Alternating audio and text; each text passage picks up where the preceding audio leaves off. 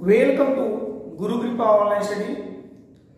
मेरे विद्यार्थियों, आप लोगों की कक्षा 10 की आज हमारा पहला पाठ यानी पोएट्री का हम पहला पोएम आपको एक एक वर्ड मीनिंग के सहित आपका एक्सप्लेनेशन करेंगे और इसका सभी का मैं एक एक स्पेलिंग के साथ पूरा हिंदी बताऊंगा।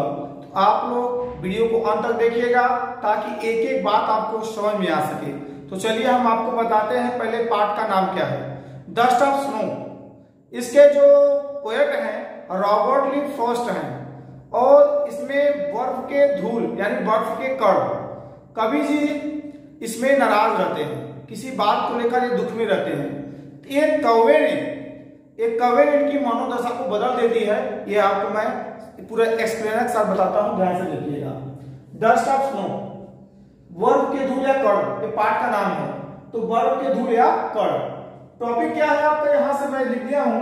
या देखिए 8 लाइन की पोएम है और इधर मैं वर्ड मीनिंग भी लिख दिया हूं।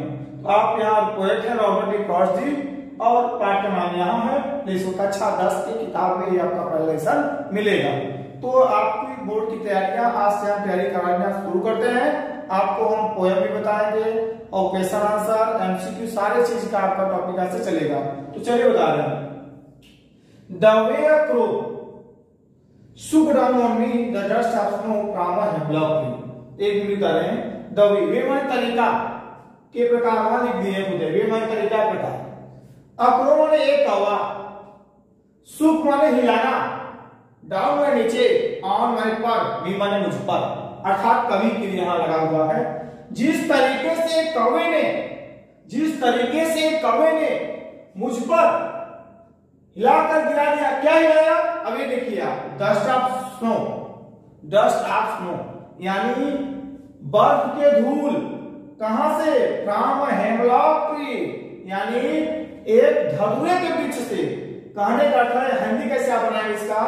जिस तरीके से एक कौवे ने हेमलॉक ट्री यानी धतूरे के वृक्ष से मेरे ऊपर बर्फ के धूल को गिरा दिया या बर्फ के कण को गिरा दिया, तब क्या होता है आगे भी बताते हैं। फिर से मैं देखिए। द वे अ क्रो, जिस तरीके से कौवे ने, शुक down on me the dust of snow from a hemlock tree, नीचे से ऊपर तक हिंदी बनाने में होता है। जिस तरीके से कौवे ने हेमलॉक ट्री यानी धतूरे के वृक्ष से को बर्फ के धूल को मेरे ऊपर गिरा दिया, या अर्थात कहने का अर्थात है कि धतूरे के पेड़ को जो है कौवे ने हिला दिया और उस पर मेरे बर्फ के तोड़ जो बर्फ के कण है मेरे ऊपर गिर गए। तो हैज गिवन माय हार्ट, मेरे हृदय को प्रदान की गई, अर्थात गिवन में दिया गया, प्रदान किया गया। माय माने मेरा, हार्ट माने हृदय, अर्थात कवि जी कहते हैं कि मेरे हृदय को दी गई अ चेंज ऑफ मूड, यानी चेंज माने बदलना, मूड माने दशा, यानी इस गिरने से मेरी मनोदशा बदल गई। एंड सेव्ड सम पार्ट, और कुछ भाग, सेव माने बचना, सम और कुछ भाग बचा लिया उस कौवे ने। आप अडे, जो दिन का शेष, आई हैड, जो मैं पछतावे में बिताता, जो मैं दुख में बिताता, अब मैं कैसे बिताऊंगा? सुख में बिताऊंगा। अर्थात कभी कहना है कि मैं शोक अवस्था में था, मैं दुख की अवस्था में था, लेकिन एक कौवे के चलते मेरी मनोदशा बदल गई। क्योंकि जो हेमलॉक ट्री होता है वह पॉइजन ट्री होता है, यानी धतूरा का जो वृक्ष होता है वह जहरीला होता है। और कौवे को जो है हम लोग क्या मानते हैं? शोक का प्रतीक मानते हैं कि कौवा आ गया, यहाँ शोक का दिवस को हटाया जाए। तो लेकिन यहाँ कवि को कहना है कि ऐसा कुछ नहीं है, इस कौवे की वजह से आज मेरी मनोदशा बदल गई। एक साथ में पूरा बता रहा हूं।